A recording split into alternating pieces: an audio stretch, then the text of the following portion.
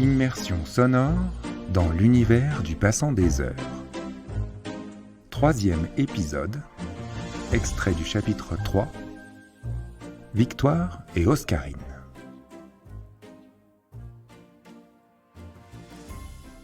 Allongé confortablement dans une méridienne en bois de cèdre, j'admire la lumière du soir à travers la verrière lorsqu'un éclair bleuté, accompagné d'une mélodie que je crois soufflée d'un hautbois, traverse le ciel de la serre.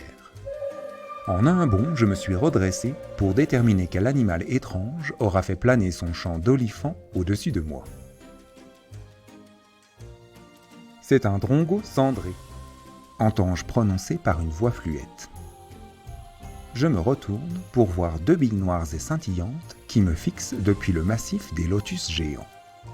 Puis, deux mains menues écartent les plantes aquatiques et laissent apparaître une enfant joufflue, à la chevelure brune, cerclée d'une couronne de fleurs d'hortensia.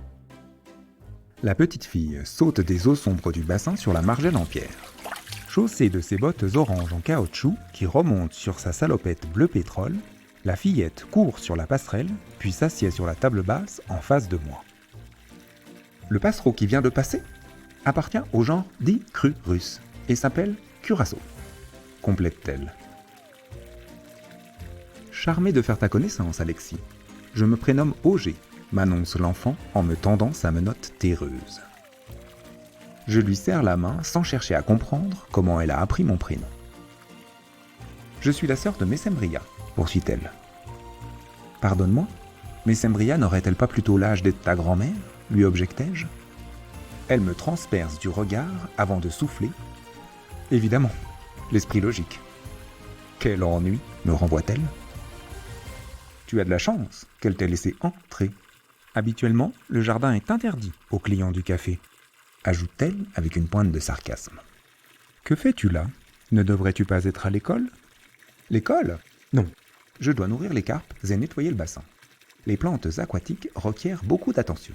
J'ai pour mission de surveiller constamment la qualité de l'eau, la température ainsi que l'hygrométrie de la serre. Je comprends maintenant pourquoi, lorsque je suis entré dans le salon de thé, il y faisait si chaud. Oui, les Nelumbo nucifera alba grandiflora qui nous entourent, mais surtout les Victoria amazonica qui flottent au loin comme des embarcations, ont besoin de chaleur pour s'épanouir. Curaçao apprécie également le confort, pas moins de 28 degrés pour monsieur. D'ailleurs, je ne sais pas où il a filé. Il s'effarouche aussi vite que les carpes de l'étang, qui n'ont pas l'habitude de voir passer des étrangers. Allons, Auger, laisse mon invité tranquille. Il est venu ici pour se reposer. Énonce Messembria, qui porte sur un plateau la boisson que j'ai commandée. La petite fille, contrariée, s'enfuit à travers les arômes et les iris d'eau. Elle ne me dérangeait pas, fais-je remarquer. Messembria me sourit simplement, dépose son plateau sur le rebord de la table basse avant de s'éclipser. Je me retrouve seul dans la serre. Je détaille le récipient qu'elle vient de m'apporter. Un samovar à l'ornementation opulente, composé d'un cloisonnement en arabesque dont les émaux ont été teintés au cobalt et à la terre de Sinope. Au sommet de cette bouilloire trône une théière dont je me saisis précautionneusement.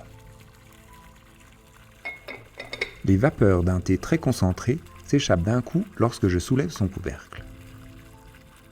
Après avoir versé cette infusion aux arômes puissants dans le fond d'une tasse, je l'allonge en ajoutant l'eau chaude contenue dans le réservoir. Du robinet du samovar s'écoule une cascade fumante qui crée une onde vaporeuse dans le liquide brun. Je ferme les yeux pour humer la senteur des épices. Le ruban de cannelle me soulève et m'emporte au loin, par-delà les remparts de la cité rhodanienne. Si, aux confins de l'Orient, des files enchantées brodent de leur magie des tapis capables de voler outre-mer, alors la force de submersion de cette fragrance m'aura quant à elle entraîné dans un voyage à travers l'espace et le temps. Je suis transporté en un éclair du jardin d'eau au pavé de la cour qui marque l'entrée de la maison de mes grands-parents. En lieu et place de la porte installée par les propriétaires actuels, l'ancien ouvrant en chêne a été regondé, et Merlin, le labrador noir, dort sagement couché sur la première marche du perron. Victoire remonte tranquillement la rampe herbeuse qui mène au potager. Un péplum de drap propre blanchit ses épaules. le signe avant-coureur de l'arrivée prochaine de l'oncle Jules. La tradition veut qu'au 1er août, descendu de Paris pour se rendre en cure à Nice, il profite d'une halte à Saint-Angelin pour rendre visite à ses sœurs. Le jour de sa venue, la maison tout entière bourdonne d'une agitation inhabituelle. Oscarine et Victoire se lancent dans les préparatifs afin de recevoir comme il se doit cet hôte de marque qui réside dans la capitale. Pour lui, elle déballe l'argenterie et le cristal ordinairement rangés sous clé dans les coffres. Le motif de ce souvenir, enroulé depuis des années dans un recoin de ma mémoire, se déplie devant moi. Et je m'avance pieds nus sur le tapis d'herbe grasse d'autrefois. Victoire s'en vient, comme si la mort n'eût jamais toqué au numéro 12 de l'allée des Lilas. Le timbre particulier de sa voix me revient des tréfonds du passé. Je jouais au salon lorsqu'elle avait sollicité mon aide pour ranger le linge après qu'elle l'eût impeccablement repassé. Je réentends au loin sa demande. « Alexis, veux-tu m'aider à plier les draps ?» Attaché à ce mirage sonore, je respire à nouveau le parfum de lessive propagé par le nuage de vapeur du repassage. Je délaisse pour un temps la résolution du casse-tête en bois qui occupe mes matinées depuis une semaine. À 10h moins 5, les draps sont repliés.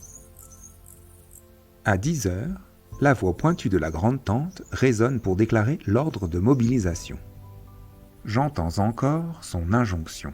« Mon petit-neveu, aide-moi à border le lit. » Aussitôt suit l'arrangement du lit pour ce grand-oncle qui prendra place dans la chambre où je dors. Je dois participer à retourner le matelas, taper les coussins, tendre les cordeaux, afin de centrer rigoureusement les draps sur le couchage. La chambre de l'oncle Jules bien ordonnée, les deux sœurs repartent s'occuper des préparatifs du ballet qui s'exécutera tantôt. En vue de mon déménagement dans le cottage, de l'autre côté de la voie ferrée, je dois refaire ma valise pour 2 nuits.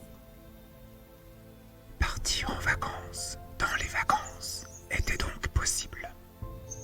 J'embarquerai tout à l'heure pour l'Angleterre d'Oscarine. Je termine d'entasser dans un sac de voyage le nécessaire de rechange avant mon départ pour la villa londonienne et reprends mon activité interrompue. Je m'absorbe dans l'élucidation du puzzle aux assemblages tortueux. Ce n'est que plus tard que le son du corps retentit une seconde fois. À 17h précisément. Réveillés par ce vacarme, les soldats de plomb qui s'étaient assoupis sur la commode se redressent au garde-à-vous.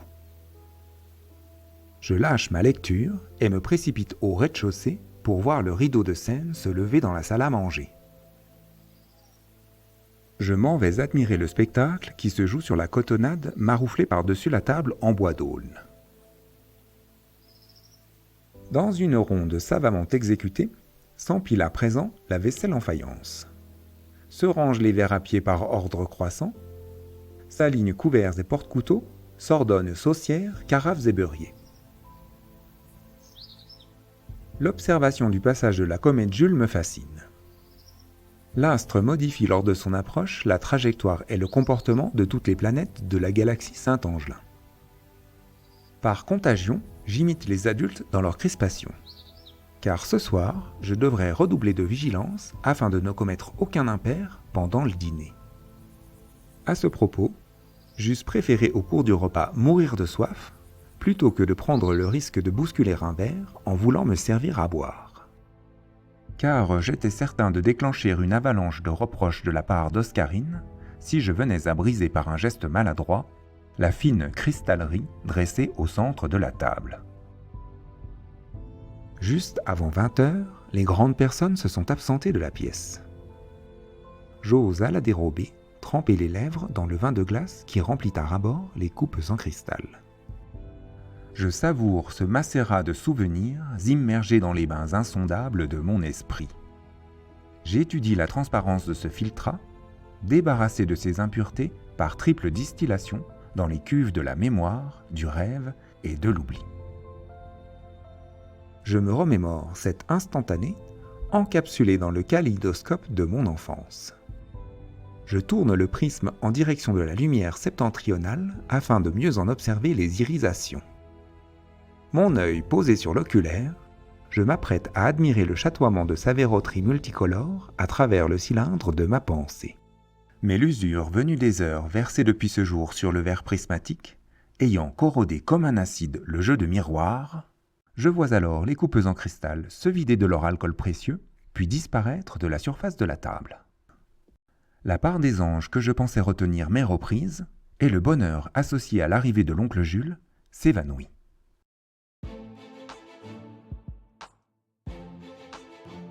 Victoire rentre chez elle. Elle laisse, comme à son habitude, la porte d'entrée entr'ouverte. Je poursuis instinctivement l'effluve de cannelle qui s'infiltre par l'entrebâillement. Merlin se redresse quand je veux l'enjamber. Le vieux chien a-t-il senti ma présence ? Je croise son regard avec le sentiment qu'il m'a bel et bien reconnu.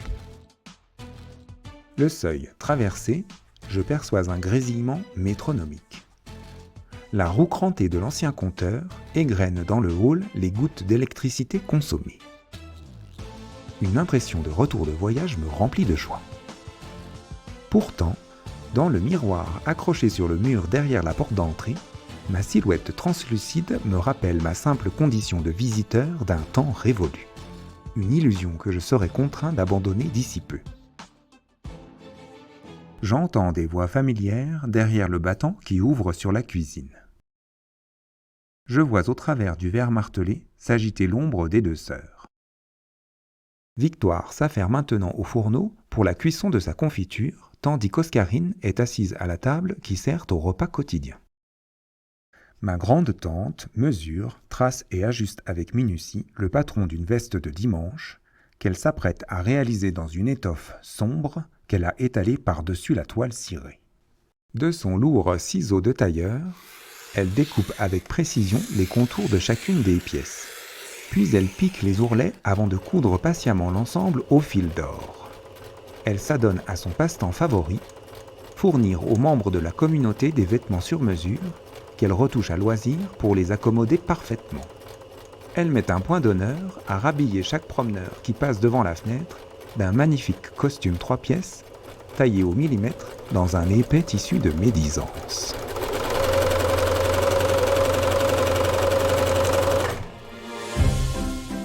Regarde Victoire, on dirait Zélia qui court, a lâché la grande tante Oscarine. Elle est bien pressée. Elle va où avec son cierge ? Sûrement à la Vierge. Tu sais qu'hier, elle m'a reparlé de ses fantômes. Elle déraisonne la pauvre. Si elle croit que son bon Dieu pourra lui venir en aide, sûr que c'est le fils de Rose qui renverse tout chez elle. Il a le mal chevillé au corps, celui-là. Rien d'étonnant, avec le père qu'il a. J'écoute en toute indiscrétion les conversations du passé, lorsque du couloir qui mène à l'étage, j'entends grincer les portes de la bibliothèque. Je me retourne en pensant reconnaître la silhouette haute et massive de mon grand-père Clovis, plongé dans les étagères des livres de sciences. Tout au contraire, je suis surpris de voir, à travers les carreaux teintés, un corps frêle et longiligne.